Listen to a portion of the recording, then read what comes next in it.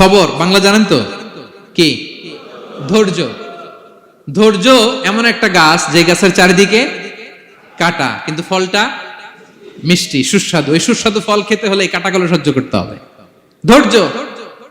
ছোট্ট ছেলে মেয়েদেরকে ননির পুতুল করে গড়ে তুলবেন না, খবরদার। ওদেরকে কষ্ট সহিষ্ণু করে গড়ে তুলবেন। আপনি থাকতেই কষ্ট করা শেখান, তার জীবনটা স্মুথ হবে, তার ক্যারিয়ারটা ব্রাইট হবে, তার ভবিষ্যৎটা সুন্দর হবে। ছেলে মেয়েরা কিছু চাইলেই সাথে সাথে দিবেন না। অনেক বাবা মা আছে এত আদর করে, এত বেশি আহ্লাদ করে, যা চায় তাই দেয়, পরে হিতে বিপরীত হয়, ঠিক কিনা? ছেলে মেয়েকে অভাব শেখান, ছেলে মেয়েকে কষ্ট শেখান, ওদেরকে সংগ্রাম শেখান, প্রতিকূল পরিবেশে কি করে টিকে থাকতে হয় এটার সবক শেখান। সেদিন লোকমান তাই করলেন, ছেলের সবর শিখাইলেন যে বাবা ধৈর্য ধারণ করো, আতঙ্কিত হবা না। জীবন এটা সহজ নয়, জীবন চলার পথ সহজ নয়, এটাকে সহজ করে নিতে হয়। কখনো সবর করে, কখনো ক্ষমা করে, কখনো অন্যকে ইগনোর করে, কখনো দোয়া করে, কখনো আল্লাহর উপর তাওয়াক্কুল করে, ঠিক কিনা?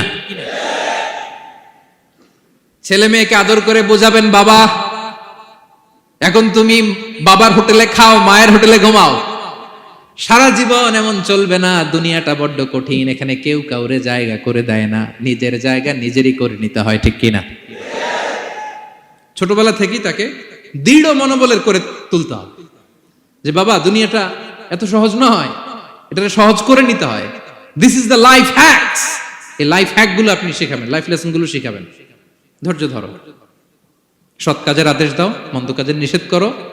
এগুলো করতে গেলে একটু বাধা বিপত্তি আসবে, কিন্তু শেষ হাসিটা তুমিই হাসবে, ঠিক কিনা? বিজয় তোমারই হবে। কি বলেন? সময়ই কথা বলে, সময়ই কথা বলে। বিপদে ধৈর্য ধরো। বিশ্বনবী আল্লাহ বললেন, ওয়াসবির আলা মা ইয়াকুলুনা ওয়াহজুরহুম হাজরান জামিলা। নবী হে, বিপদে ধৈর্য হারা হবেন না।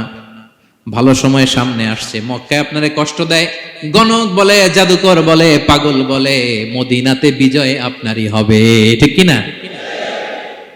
ছেলে মেয়ে যেন আশাবাদী হয়ে গড়ে ওঠে, হোপফুল, আতঙ্কিত যেন না হয়। কষ্ট শিখান, ধৈর্য শিখান। আচ্ছা গেল। এরপর তিনি বললেন, ওয়ালা তুসাইর খাদ্দাকা লিন্নাস। ও আমার কলিজার টুকরা সন্তান, ওয়ালা তুসাইর খাদ্দাকা লিন্নাস, অহংকার করে মানুষ থেকে মুখ ফিরিয়ে নিও না। ছেলেরে এবার সোশ্যাল বানানোর চেষ্টা করতেছেন, হ্যাঁ? ওয়ালা তুসাইর খাদ্দাকা লিন্নাস। দেখেন একটার পর একটা, প্রথমে স্রষ্টারে চিনাইলেন, তাই না? এরপরে স্রষ্টার ক্ষমতা সম্পর্কে শিখাইলেন, এরপরে আধ্যাত্মিকতা শিখাইলেন, এরপরে ইবাদত কি সেটা জানালেন, এরপরে তিনি সোশ্যাল এঙ্গেজমেন্ট কিভাবে করবেন, সোশ্যাল রিফর্ম কিভাবে করবেন শিখালেন।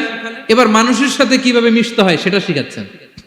মানে পিপল ওরিয়েন্টেড হও। ওয়ালা তুসাইর খাদ্দাকা লিন্নাস, অহংকার করে মানুষের থেকে মুখ ফিরিয়ে নিও না, মুখ ছিটকাবে না। মানুষকে সম্মান করো, মানুষের সাথে মেশো, বি পিপল ওরিয়েন্টেড। আমাদের অনেক ছেলে মেয়েরা মানুষের সাথে মিশতে পারে না। দোষ কার? বাবা মায়ের, শেখায় না। একটা সময় আমাদের মনে আছে, ছোটবেলায় মেহমান আসলে আমরা এত খুশি হইতাম, কি বলেন? মেহমানের কাছে যাইতাম, সূরা শোনাইতাম, কবিতা শোনাতাম, এটা খেলতাম, ওইটা করতাম, যাওয়ার সময় আমাদেরকে টাকা দিয়ে যেত, হায় রে খুশি। এখন দেখবেন টেনে হিচড়ে মেহমানের সামনে আনা যায় না। এরকম আছে না নাই? অনেক ফ্যামিলিতে এরকম আছে যে তারা সারাদিন ডিভাইস নিয়ে, এই ডিভাইস আসক্তি এত মারাত্মক পর্যায়ে পৌঁছেছে যে তারা মানুষের সাথে মিশতে পারে না। এই পাবলিক ওরিয়েন্টেশনটা অনেকের নাই, পিপল ওরিয়েন্টেশন নাই। অনেক ছোট বাচ্চা, মেহমান আসছে, তুমি একটু আসো, সালাম দাও, বসো, আসতে চায় না, বসতে চায় না, কারণ ওরা শিখানো হয় না। সারাদিন দিয়ে রাখছে কি হাতে? মোবাইল। এজন্য ছোটবেলা থেকে আমরা যেন সামাজিক বানাই, বাচ্চাকে যেন শেখাই, বাবা মুরব্বিকে দেখলে সালাম দিতে হবে, কি করতে হবে, ওরা শিখাবেন। অনেক সময়